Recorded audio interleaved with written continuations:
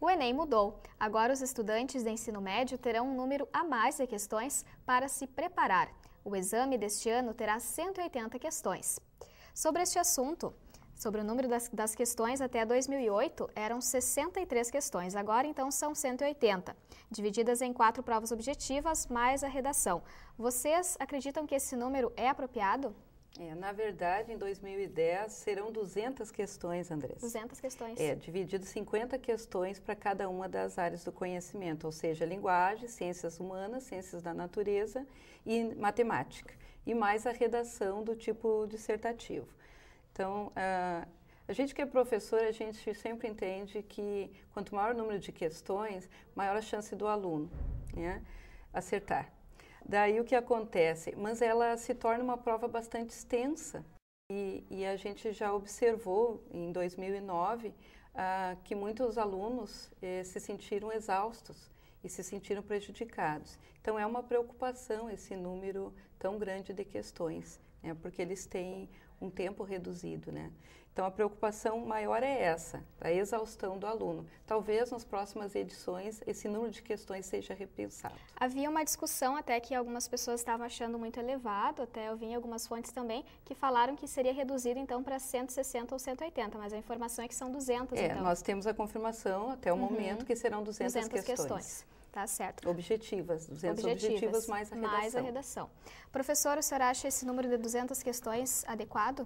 Eu não sei se o debate maior é em cima do número de questões ou no tempo concedido para a resolução das mesmas. Muitos alunos, na verdade, todos reclamam do cansaço e muitos até brincam. O Enem não é uma prova de conhecimento, é uma prova de resistência. Ou seja, o período de tempo é reduzido para um número excessivo de questões. Então, eu acho que a questão toda pode ser até repensar a quantidade de questões, mas eu acho que é principalmente repensar o período de tempo estipulado para a resolução das questões. Se mantivermos nesse ano e nos próximos o mesmo tempo que nós estamos tendo nas últimas provas, eu acho que a redução do número de questões seria quase que necessária. Porque a partir de um período X que tu estás a resolver uma prova, a grande verdade é que a tua cabeça não funciona mais como no princípio da prova. E aí tu acaba confundindo muitas coisas e tu acaba baixando o teu aproveitamento. Então, ou a gente revê o número de questões ou revê o tempo disponível para a execução dessas questões. É uma das grandes reclamações dos alunos. A falta de tempo para resolver as questões. É uma das maiores críticas, uma das críticas mais pesadas que eu tenho percebido quanto ao Enem. A falta de tempo para resolver as questões com clareza e enfim, de forma eficiente. Voltando àquela questão da obrigatoriedade, como a professora falou para alguns segmentos, né, da educação, que não são todos, então, essa obrigatoriedade ela foi realizada aos moldes de alguns exames que foram aplicados nos Estados Unidos e na Europa. Vocês acreditam que a educação do nosso país ela tem condições de implantar medidas baseadas nas que foram realizadas em países do primeiro mundo? Bom, na verdade, assim, o que a gente pode dizer é que esse modelo do novo Enem, ele está baseado no modelo TRI, que na verdade significa Teoria da Resposta do Item. Esse modelo, ele está organizado dando diferentes pesos para as questões de uma prova. Então, na prova do Enem, ele tem questões de grande exigência de conhecimento, consideradas difíceis, outras médias e outras fáceis. Tá? Esse modelo realmente ele é utilizado em vários países, inclusive do primeiro mundo, né? Mas os conteúdos trabalhados e o formato de trabalhar o currículo escolar por competência e habilidades, como eu já disse antes, ele vem desde 1996 no Brasil. Então, assim, não é um modelo que está sendo copiado diretamente dos outros países. Também o MEC, através do INEP e da Secretaria de Educação Básica, fizeram um estudo, buscaram o que tinha nos outros países, fizeram uma adaptação para a nossa realidade. Por alguns elementos, então. Exatamente. Então, tem algumas coisas que são realmente muito semelhantes e outras que foram adaptadas à nossa realidade nacional e à amplitude do Brasil, que, como a gente já comentou aqui, o Brasil é um país continente, diferente de alguns países do primeiro mundo, que são considerados excelências em educação. Então, o modelo não veio inteiro. Então, foi uma adaptação. Como tudo que a gente faz, pega algumas coisas que dão certo e a gente tenta adaptar para a realidade da gente. Professora, o senhor acredita que é válida essa iniciativa de buscar alguns exemplos de fora? Creio que sim.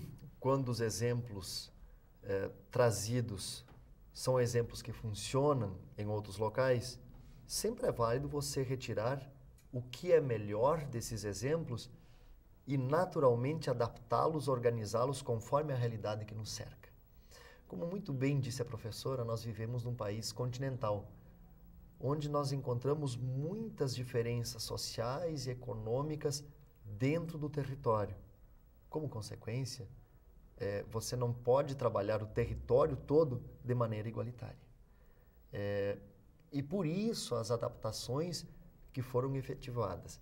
Mesmo assim, o resultado final é que a gente tem algumas discrepâncias, até mesmo de notas, de possibilidade de uma eficiência maior na feitura da prova do Enem propriamente dita, mas como é uma novidade, pelo menos em termos práticos, o começo é natural que seja assim, de forma gradativa. Com certeza, nós teremos uma melhoria no processo. Outra modificação para esse ano, agora para 2010, é a inclusão de língua estrangeira, né? Em inglês ou espanhol, os alunos vão poder optar. Vocês concordam com essa iniciativa? Como o colega já disse, nós estamos numa situação hoje em dia que não temos mais o direito de concordar ou discordar. A língua estrangeira moderna, ela é um componente curricular de caráter obrigatório no ensino médio. Então, uma vez tendo caráter obrigatório, deverá ser avaliada num exame de certificação. Então, é uma coisa assim que não temos como discutir. Seria uma necessidade já, então? É uma necessidade. E a gente até entende que deverá, ao longo dos próximos anos, ser ampliado o maior número de oferta de línguas estrangeiras, uma vez que a oferta de italiano, de alemão em algumas unidades escolares. Então, não deverá ficar restrito entre o inglês e o espanhol. Mas a língua estrangeira moderna vai ser avaliada sempre. Professora, a inclusão da língua estrangeira é uma nova forma também de selecionar os alunos mais aptos? Na verdade, se nós formos analisar os concursos de forma geral, até mesmo vestibulares tradicionais, eles vêm cobrando língua estrangeira, pelo menos nas universidades tidas como mais renomadas. Então, os alunos já estão, na verdade, preparados para uma prova com língua estrangeira, sim. E, de forma geral, o que nós encontramos sempre é o inglês e o espanhol, né? Então, acho que também não temos nenhuma novidade nesse processo. É natural a inclusão da língua estrangeira, como a professora diz, e é isso aí, faz parte do processo e não há como fugirmos. Os candidatos também, a partir desse ano, poderão se inscrever em até 5 cursos que vão ser oferecidos pelas instituições que aderirem, então, ao sistema em qualquer região do país. Esta medida, ela aumenta as chances do candidato ingressar na universidade? Na verdade, a limitação de 5 instituições federais, fora as instituições privadas que ele poderá utilizar a nota do Enem para ingressar via ProUni. Então, na verdade, abre um leque de possibilidades. Dessas universidades federais, o grande objetivo de se autorizar essa inscrição em até 5 é facilitar o acesso e garantir uma redução de custos para esse aluno. Porque um dos outros objetivos do Enem é minimizar os gastos com deslocamento, com hospedagem, com inscrições em várias instituições. Então, com uma mesma prova, com o mesmo desempenho, o aluno estará concorrendo em 5 instituições federais ao mesmo tempo.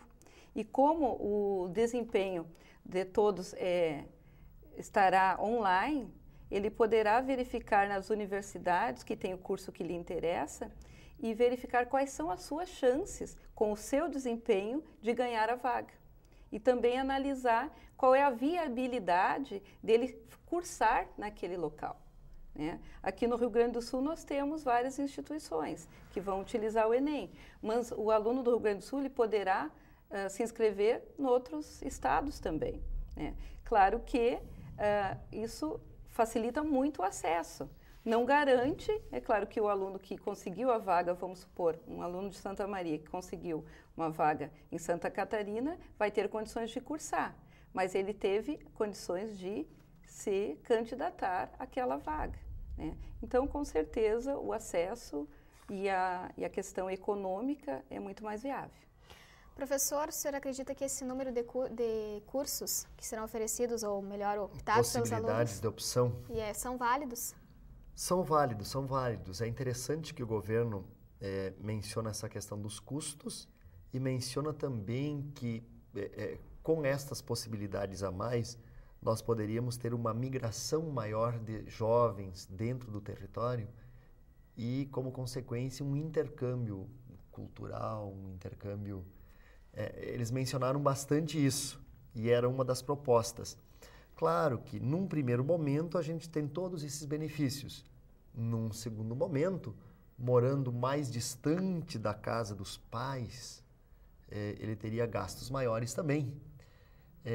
Mas, realmente, são mais possibilidades e, quanto mais possibilidades, melhor. Até porque a gente tem visto o número de inscritos de muitas instituições e as universidades públicas, elas não comportam a quantidade de estudantes que gostariam de ingressar nelas. Com certeza as possibilidades elas são maiores, mas a gente não pode, e nós não fazemos isso, se enganar pensando que todo mundo vai ingressar na universidade com o Enem. Isso não é verdade. Se nós pegarmos a Universidade aqui de Santa Maria, Federal, nós acabamos aí de ver 38 mil inscritos. No curso de Medicina, 96 candidatos por vaga. Então, a gente não pode se enganar e pensar que por haver maiores possibilidades, todo mundo vai ingressar nas universidades. O que nós ficaríamos felizes, mas na prática não é isso que vai acontecer. Exatamente. São possibilidades a mais. E a gente gostaria de contribuir também no sentido que, como é um processo dinâmico, o Enem, hoje, a gente observa que está facilitando o acesso, o que não nos dá garantia da permanência e da conclusão do curso. Muito bem. Então, isso é um ciclo que ainda deverá ser trabalhado por todas as instituições. Para quê? Para que o aluno que se candidatou e conseguiu a vaga consiga cursar, né? E consiga, através de projetos sociais também, das universidades, financiamentos, se manter e com qualidade concluir seu curso. Porque nós temos também um índice muito grande de abandono de jovens que já ingressaram nas universidades, mas não conseguem concluir, por N motivos. Então, o Enem, ele vem, hoje já está garantindo esse acesso, mas deverá continuar a discussão nas comunidades para que se garanta a permanência e o sucesso do jovem graduando, no caso. Professora Cláudia, professora Helene, eu gostaria de agradecer a participação de vocês aqui no Contraponto. A gente e que também, agradece. Com certeza. pelas informações. Nós vamos ficando por aqui. Até a próxima semana.